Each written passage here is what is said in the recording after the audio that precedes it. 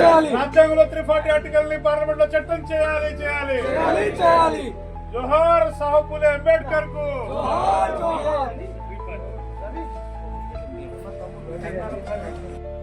అంతిమ పోరాటం చేసి చదువుకునే హక్కు ఈ దేశంలో ఎస్సీలకు, ఎస్టీలకు, బీసీలకు 150 ఏళ్ల కిందనే చదువుకునే హక్కును సాధించి పెట్టింది మహాత్మా జ్యోతిరావు ఫూలే.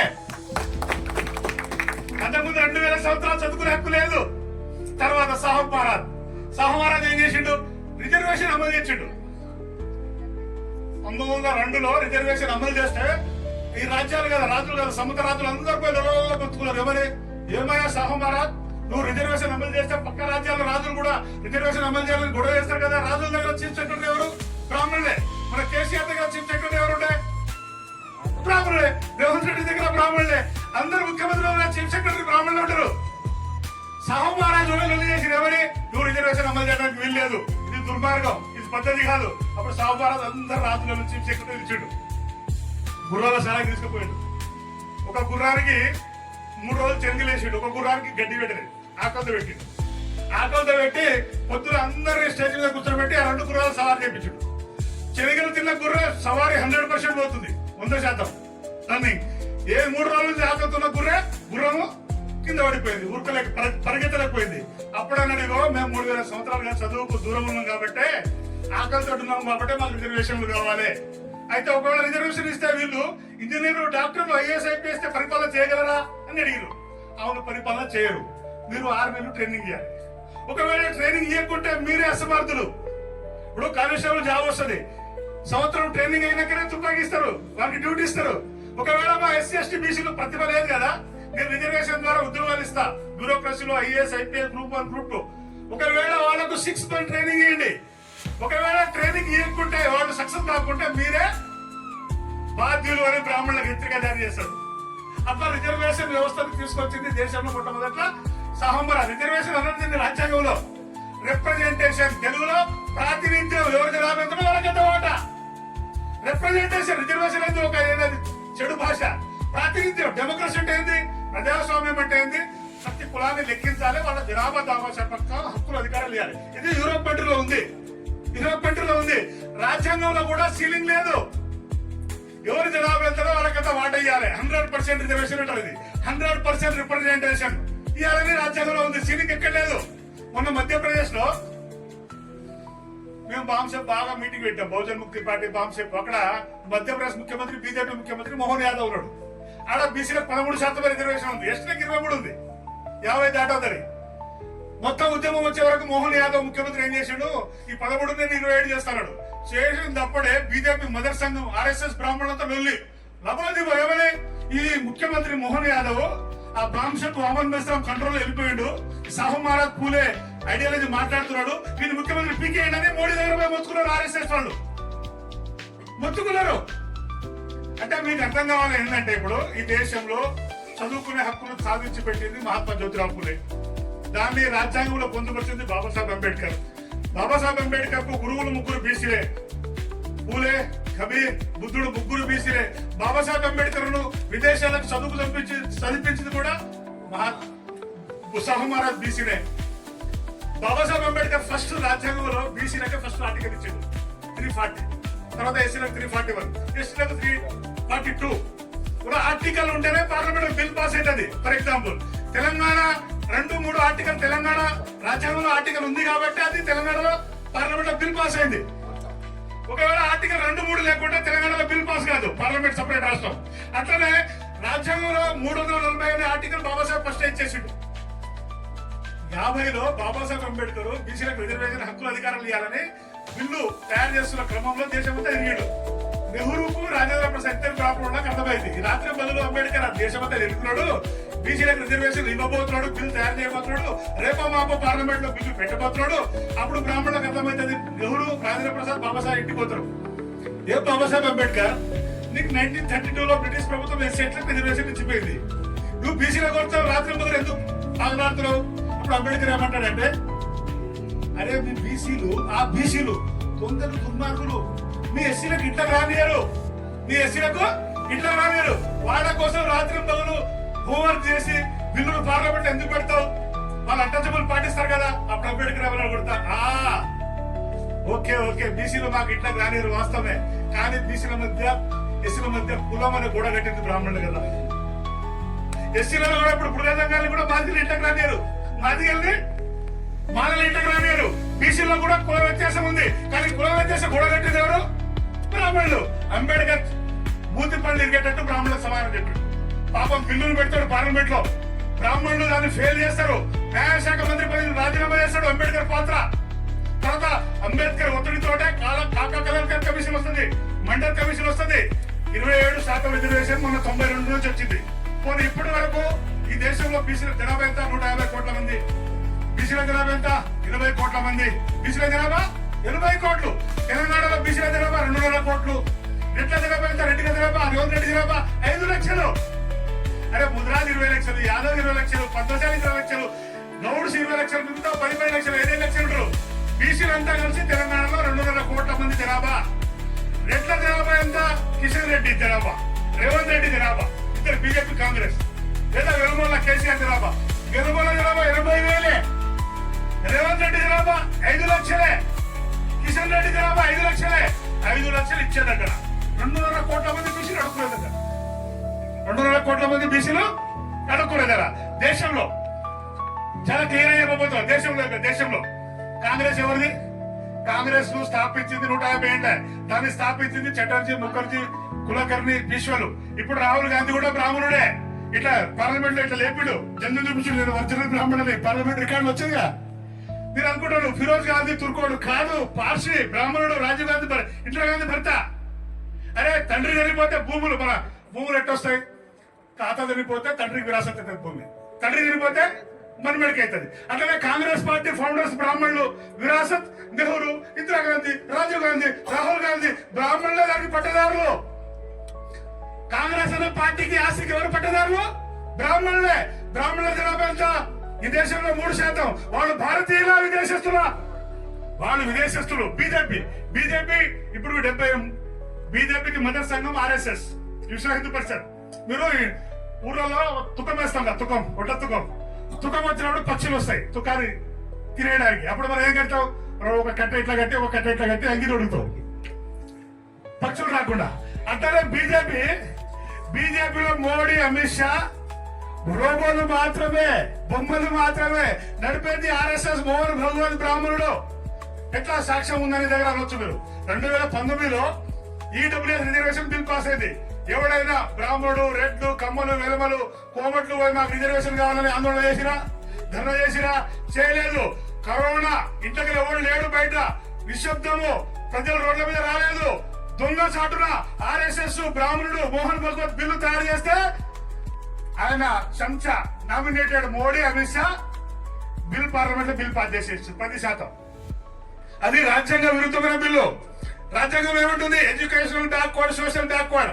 3000 సంవత్సరాలుగా విద్య లేని జాతులకు, కుల వివక్ష ఉన్న జాతులకు ఈ 2 రోగాలు ఉంటే రిజర్వేషన్ ఇవ్వాలంటది.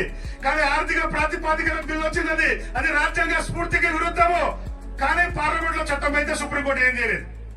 రాజ్యాంగ వ్యతిరేకమైన బిల్లు అయినా పార్లమెంట్ లో చట్టమైంది కాబట్టి అమలు చేయాల్సింది. ఒక బిల్లు ఈడబ్ల్యూఎస్ పార్లమెంట్ లో వచ్చినప్పుడు రాజ్యాంగ వ్యతిరేక బిల్లు వచ్చింది. మరి కాంగ్రెస్ ఓటేసిందా? వ్యతిరేకించిందా? ఓటేసింది. అరే కాంగ్రెస్ బీజేపీ వేరే కదా, ఇది చేతి కుడుతు, అది పోకూడదు కదా. కేసీఆర్ ఓటేసిండా? ఓటేసిండు. జగన్మోహన్ రెడ్డి ఓటేసిండు. చంద్రబాబు ఓటేసిండు. సిపిఎం ఓటేసిండు. జెండాలు వేరే, ఎజెండా ఒక్కటే. ఈడబ్ల్యూఎస్ లో తేలిపోయింది. రెండో ముఖ్యమైన ఘట్టం మహిళా బిల్లు నిన్న 2023లో వచ్చింది.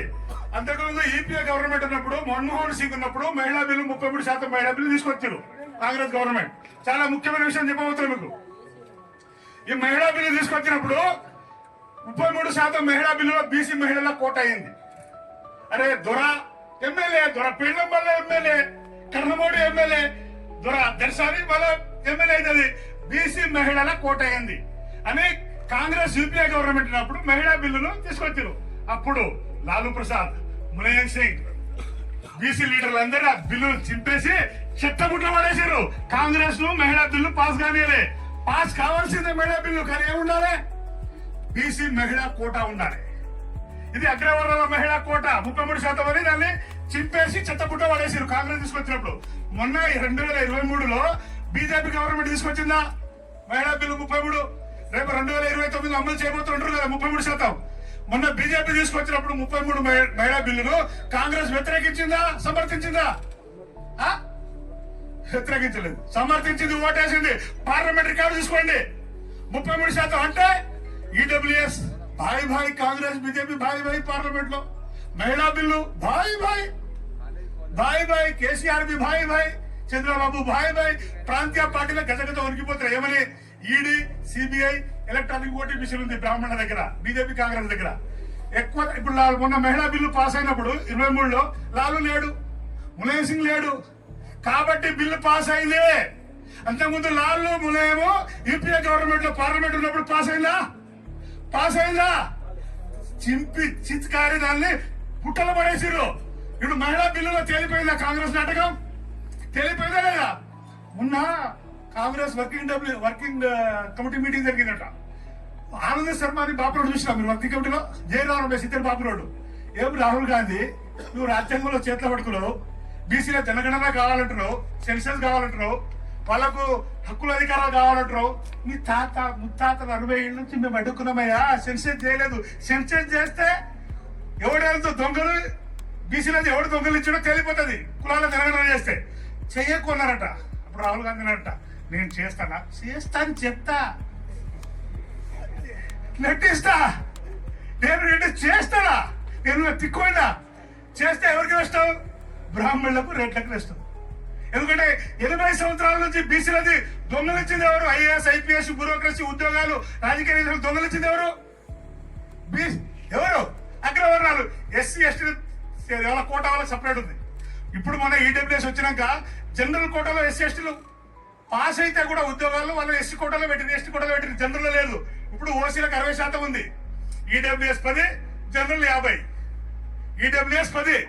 ఇప్పుడు జనరల్ లో బీసీలకు, ఎస్సీ ఎస్టీలకు ఇవ్వట్లేదు. అంటే జనరల్ 50 ఎవరు అనుభవిస్తున్నారు? ఓసీలే. ఈడబ్ల్యూఎస్ 10 ఎవరు? ఓసీలే. 60% అనుభవిస్తున్నారు. దీన్ని అంబేద్కర్ ఏమంటాడంటే ప్రజాస్వామ్యం కాదు, ఇది అగ్రకులాల స్వామ్యం, బ్రాహ్మణ స్వామ్యం అంటాడు. ఇది జరుగుతున్న క్రమం. ఇప్పుడు ఈ యాక్షన్ ప్లాన్ ఏంటి? గో మీరు, నేను చాలా మందికి అర్థమేంటో చెప్తా. బాహుబలి సినిమా చూసిరా? హీరో ప్రభాస్, ఇంకా దర్శకుడు ఎవరు? రాజమౌళి. బీజేపీలో హీరో మోడీ, అమిత్ షా. ఇంకా దర్శకుడు ఎవరు? మోహన్ భగవాన్. ఆర్ఎస్ఎస్ డైరెక్షన్ లో నడుస్తుంది బీజేపీ. మోడీ ఇప్పుడు దిగిపోవాల్సిందే. మోడీ బీసీ ప్రధానమంత్రి. ఏది? అరే మీకు బీసీలకు ఎంత వార్డు మెంబర్లు, సర్పంచ్, ఎంపీ, జడ్పీసీ ఎందుకు పెడతారా? మీకు ప్రధానమంత్రి ఇచ్చేసారు, రాష్ట్రపతి ఇచ్చేసారు. కాంగ్రెస్ లో ఏమిచ్చారు? బీజేపీలో ప్రధానమంత్రి చేశారు, రాష్ట్రపతి ఎస్టీ చేశారు. కాంగ్రెస్ లో ఏంది? ఖార్గే జాతీయ అధ్యక్షుడు చేశారు. ఇప్పుడు పిసిసి అధ్యక్షుడు ఎవరు చేశారు?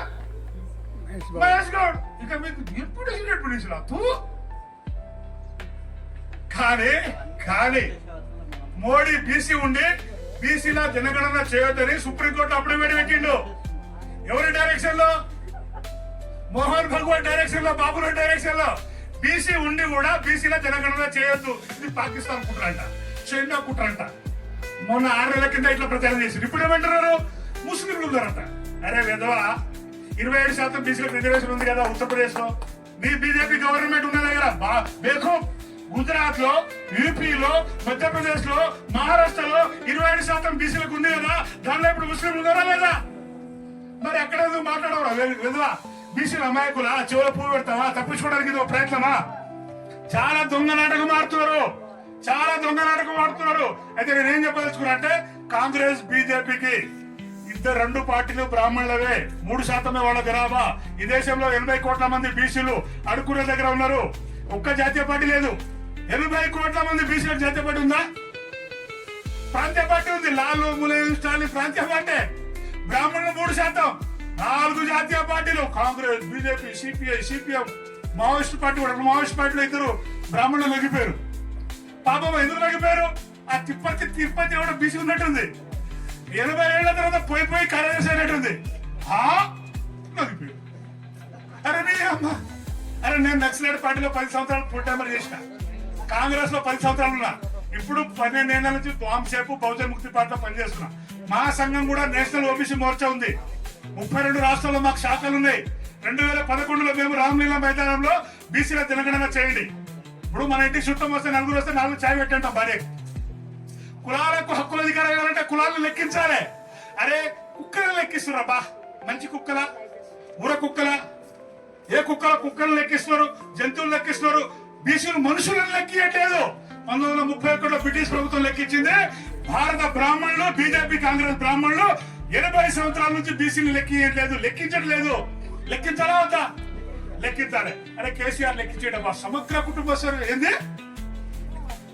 అరే దొంగ ఎందుకు బహిర్గతం చేయలేదు? ఎందుకు బహిర్గతం చేయలేదు దొంగ? ఇప్పుడు రేవంత్ రెడ్డి మొన్న కులాల సెన్షన్ చేసిండు, 1 ఇయర్ అయింది. దొంగ ఎందుకు బహిర్గతం చేయట్లేదు? ఎందుకు లేదా? దానికి కుట్రలు ఏముందంటే, ఫర్ ఎగ్జాంపుల్ నమ్ముడలో 30 లక్షల మంది, రెడ్డిలు 5 లక్షలు, 30 మంది 30 లక్షలు అడుగుల దగ్గర, 5 లక్షలు ఇచ్చే దగ్గర. రేపు గొల్ల, కుర్మ, పద్మశాలి, గౌడ 25 లక్షల కంటే కూటరు. అంటే వీరు అడుక్కునే దగ్గర, వాడు ఇచ్చే దగ్గర. కులాల జనాభా లెక్కల్ని బహిర్గతం చేస్తే బీసీలకు ఎవడు మోసం చేస్తున్నాడు, ఎవడు దొంగలిస్తున్నాడు తెలిసిపోతుంది. 2 ప్రభుత్వాలు కూడా సెన్సస్ చేసి బహిర్గతం చేయలేదు. నేను ముఖ్యమంత్రి రేవంత్ రెడ్డికి చెప్తాను, నీకు దమ్ము ధైర్యం ఉంటే ఫస్ట్ కులాల జనగణన చేసినా కదా బహిర్గతం చేయి. అరే ఏ కులం పడి ఎంతమంది, సాకులు ఎంతమంది, మంగుళలు ఎంతమంది, గౌండలు ఎంతమంది, కుమ్మరోళ్ళు ఎంతమంది, కమ్మరోళ్ళు ఎంతమంది, అవసరాలు ఎంతమంది చెప్పురా భయ్ చెప్పు. ఎందుకు జనాభా లెక్క 1000 కోట్లు ఖర్చు పెట్టి తీసావు కదా, ఎందుకు బహిర్గతం చేయట్లేదు? ఎందుకు నీకు ఏమైనా భయమా? ఏమైనా భయమా? కులాల జనాభా లెక్కలు వస్తే మరి ఎవడెవడు తిన్నాడు, ఎవరు వాట ఎవడు తిన్నాడు తేలిపోతుంది. అందుకని రాబోయే కాలం మనదే. మీరు ఒక్కటే సాహెబ్ పూలే అంబేద్కర్ అర్థం కావాలి, మీకు సాహెబ్ మహారాజ్ పూలే అర్థం కావాలి. ఆ సిద్ధాంత భూమికతోటి ఎర్ర సత్యనారాయణ సార్ సంఘం నడపాలి. నడిపితే దాంతో మేము ఉంటాం. మాకు కూడా బాంశక్కు కూడా బహుజన్ ముక్తి పార్టీతో పాటు నేషనల్ ఓబీసీ మోర్చా ఉంది. మాకు 32 రాష్ట్రాల్లో మా సంఘం ఉంది. జంతర్ మంతర్ దగ్గర ధర్నా పెడితే 10,000 మంది బీసీలు సమీకరించే బాధ్యత మాది. తర్వాత ఈ స్టేట్ లో ఇప్పుడు బీసీ జేఏసీ ఏర్పడ్డది. మొన్న రాష్ట్రం మొత్తం బంద్ అయింది. ఇప్పుడు కాంగ్రెస్ బీజేపీ ఎందుకు సపోర్ట్ చేస్తుంది? మజ్బూరి. ఇప్పుడు రేవంత్ రెడ్డి, రాహుల్ గాంధీ బీసీ ఎజెండాను ఎందుకు తెచ్చుకున్నారు? ప్రధానమంత్రి మోడీ బీసీ ఉన్నాడు, వాళ్ళని కౌంటర్ చేయడానికి బీసీ ఎజెండా ఎత్తుకున్నారు. బీసీలకు హక్కుల అధికారాలు చేయడం కాదు, అయినా వాళ్ళ అవసరాల కోసం ఎత్తుకున్నాడు. అయినా మనం సంతోషించాలి, ఆహ్వానించాల్సిందే. మన ఎజెండా పెద్ద చర్చ అయిపోయింది. రేవంత్ రెడ్డి నువ్వు లేపిన ఎజెండానే నిన్ను ఖతం చేస్తావు. నువ్వు ఎందుకు, మీ నాయకుడు ఏంది, రాహుల్ గాంధీ ఏంది మజ్బూరి. అరే మీ రాహుల్ గాంధీ రాజ్యాంగం చేతిలో పట్టుకున్నాడు. అరే రాజ్యాంగాన్ని అమలు చేయరా భయ్, 340 ఆర్టికల్ అమలు చేయి. లేకుంటే రాజ్యాంగం పట్టుకునే నైతిక అర్హత లేదు రాహుల్ గాంధీ నీకు. మోసమైంది బీసీలు అమాయకులా ఎట్టురా ఏమన్నా? నువ్వు రాజ్యాంగం పట్టుకున్నప్పుడు ఎక్కడ రాజ్యాంగంలో సీలింగ్ లేదు. ఎవరి జనాభా ఎంతలో వాళ్ళకంతా వాటా ఇవ్వాలన్నది సుప్రీంకోర్టు. ప్రజాస్వామ్యంలో సుప్రీంకోర్టు కాదు, పార్లమెంట్ లో బిల్ పాస్ అయితే అమలవుతుందా లేదా అని చెక్ చేసే బాధ్యత సుప్రీంకోర్టు. పార్లమెంట్ లో బిల్లు పెట్టాల్సిందే. ఈడబ్ల్యూఎస్ బిల్ రాజ్యాంగ సవరణ ద్వారా పాస్ అయింది. మహిళా బిల్ 33%. బీసీ మహిళలకు కోట లేదు. కాంగ్రెస్ బీజేపీ బాయ్ నీరు తినాలి, అది తినాలి. మహిళా బిల్లు విషయంలో బీసీ మహిళలకు వాటా లేదు. కేసీఆర్ ఓటేసిండు. కేసీఆర్ జనాభా 80 లక్షల మంది. నిన్న బంద్ అయితే కేటీఆర్ ఎందుకు పాల్గొనలేదు? ప్రతిపక్షం కదా, అధికార పక్షం దొంగ మోసం చేసిండు రాహుల్ గాంధీ, రేవంత్ రెడ్డి అనుకుందాం. కేసీఆర్ ఎందుకు బంద్లో పాల్గొనలేదు? ఎందుకు మీరు ఫామ్ హౌస్ లో ఉన్నారు? మీ ఫామ్ హౌస్ లో బీసీలు తగలబడితే బయటకు వస్తారా? ఎలకల పొక్క నుంచి బయటకు రావాలంటే పొగ పెట్టాలట. కేటీఆర్ కు కిషన్ రెడ్డికి పొగ పెట్టాలి. కిషన్ రెడ్డి పాల్గొనలేదు బంద్లో, కేసీఆర్ పాల్గొనలేదు బంద్లో, రేవంత్ రెడ్డి పాల్గొనలేదు. కానీ మనకు ఒరిజినల్ శత్రువులు డిసైడ్ చేసుకోవాలి. మనకు శత్రువులు కాంగ్రెస్, బీజేపీ, బ్రాహ్మణులు మాత్రమే. మీరు ఆర్ఎస్ఎస్ ను టార్గెట్ చేస్తే బీసీలకు 52% రిజర్వేషన్ బిల్ పాస్ అవుతుంది. శత్రువు మనకు అర్థం కావట్లేదు. శత్రువులు పూలే అంబేద్కర్ డిసైడ్ చేసిపోయారు. రైతుల ఆత్మహత్యకు కారణం బ్రాహ్మణులే. ఎందుకు? పార్లమెంట్ లో చట్టం లేదు, భూములు అమ్ముకుంటారు. గిట్టుబాటు ధర చట్టం ఉంటే భూములు అమ్మరు. పూలే గులాంగిరి బుక్ లో స్పష్టంగా రాసాడు, బ్రాహ్మణులు దేశానికి శత్రువులు. ఈ బ్రాహ్మణులవి 4 రాజకీయ పార్టీలు దాన్ని బొంద పెట్టాల్సిందే. బీసీలో ఒక జేసీ ఏర్పడాలి. ఎర్ర సత్యనారాయణ సార్, మన నరసింహరావు గారు, అజయ్ కుమార్ యాదవ్ గారు, మన పాండు యాదవ్, మాజీ national OBC Morcha Laxman sir ఉన్నాడు, మా గంగపుత్ర. వీళ్ళందరూ కలిసి మేము ఒక సార్ చెప్పిన సార్ మనం మండల్ ఓబీసీ జేఏసీ ఏర్పాటు చేద్దాం. దాని పేరు మండల్ ఓబీసీ జేఏసీ ఏర్పాటు చేద్దాం. ఇప్పుడు చిరంజీవులు జేఏసీ ఉంది, ఇటు ఆర్కృష్ణ జేఏసీ ఉంది. అవసరం ఉన్నప్పుడు కలిసి పనిచేద్దాము. విడివిడిగా పనిచేద్దాము. తెలంగాణ ఉద్యమాలు కూడా 100 సంఘాలు ఉన్నాయి, 100 సంఘాలు ఉన్నాయి. నేను కూడా డాక్టర్ అజయ్ కుమార్ యాదవ్ కు, ఎర్ర సత్యనారాయణ గారికి, కటక నరసింహరావు గారికి, పెద్దలు ఎవరు పాండనకు, మా national OBC Morcha Laxman sir గారికి చెప్తున్నాను, మనం ఒక మండల్ ఓబీసీ చేసి ఏర్పడి దేశవ్యాప్తంగా మాకున్న నెట్వర్క్ మీకు జత చేస్తాము. మీరు 5,000 మంది చేస్తే ఢిల్లీలో జంతర్ మంతర్ దగ్గర మేము బాంబ్ తరఫున 5,000 మంది తెస్తాం వేరే రాష్ట్రాలకి. ఇక బీసీల ఉద్యమం ఉధృతం అయిపోయింది, మన సక్సెస్ అయిపోయింది. అది గ్రామ స్థాయి మిడల్ స్థాయి చేరుకున్నది. దీన్ని ఎట్లా నీరు గాల్చాలి అనేది చూస్తా ఉన్నారు. ఇప్పుడు R Krishnaiah BJP control, BJP RSS control. RSS కు పట్టదారు ఎవరు? మోహన్ భగవత్ బాపున్నాడు. ఈ ఉద్యమాన్ని ఎట్లా నీరు గాల్చాలి? కులాల మధ్య కొట్లాడ పెట్టాలా? కులాల మధ్య కొట్లాడ పెట్టకుండా ఎవరి జనాభాను వాళ్ళు లెక్కించి హక్కులు ఇస్తే కొట్లాడ అవుతుందా? అంటే మానవాదులు కొట్లాడుతున్నారు 30 ఏళ్ల నుంచి. 30 ఏళ్ళనే ఏబిసిడి చేస్తే కొట్లాడకూడదా? ఇప్పుడు మా లంబడోళ్ళు ఆదివాసులు ఏమంటారు? గొండు కోయాలు లంబడోళ్ళు తీసేయాలంటారు. ఎవరి జనాభా వాళ్ళ ప్రకారం ఏబిసిడి చేస్తే మాకు వాళ్ళ గొడవ అవుతుందా? ఎందుకు పార్లమెంట్ లో చట్టం చేయరు? ఈ కొడుకులు ఎప్పుడు కొట్లాడుకోవాలి, మా కళాకారం వెళ్ళాలి. కుల వ్యవస్థ ఉంటేనే బ్రాహ్మణుల కుర్చీ పత్రము. కులాల వారిగా లెక్కించి హక్కుల అధికారులు జనాభా తామాషా పక్కన పనిచేస్తే కులాల గొడవ పోతుంది. కులాల గొడవ పోతే ఇది రాజ్యాంగం చెప్తున్నది. కులాల గొడవ పోతే బ్రాహ్మణుల గురించి కథం. కాబట్టి బ్రాహ్మణులు పార్లమెంట్ లో చట్టం చేయాల్సిందే. రాహుల్ గాంధీని నమ్మడానికి వీల్లేదు. మొన్న ఈవీఎం ఇచ్చింది హర్యానాలో ఒక బీజేపీ సర్పంచ్ గెలిచిండు, ఓడిపోయినా సుప్రీంకోర్టు పోయిండు. సుప్రీంకోర్టు జడ్జిల ముందు ఈవీఎం లెక్కించిండు, గెలిచిపోయాడు, ఓడిపోయాడు. అరే ఈవీఎం లో ఓట్ల దొంగతనం జరుగుతుందని అమెరికా ప్రూవ్ చేసింది. బ్రాహ్మణులే ఈవీఎం ను తీసుకొచ్చారు, బీసీల జనగణన అడ్డుకుంటున్నారు. బీసీల జనగణన అడ్డుకొని ఆ గవాయి మీద దాడి చేసారు, వీరి మీద డైవర్ట్, సబ్జెక్ట్ డైవర్ట్. బీసీ ఉద్యమాన్ని అభివృద్ధి కాకుండా డైవర్ట్.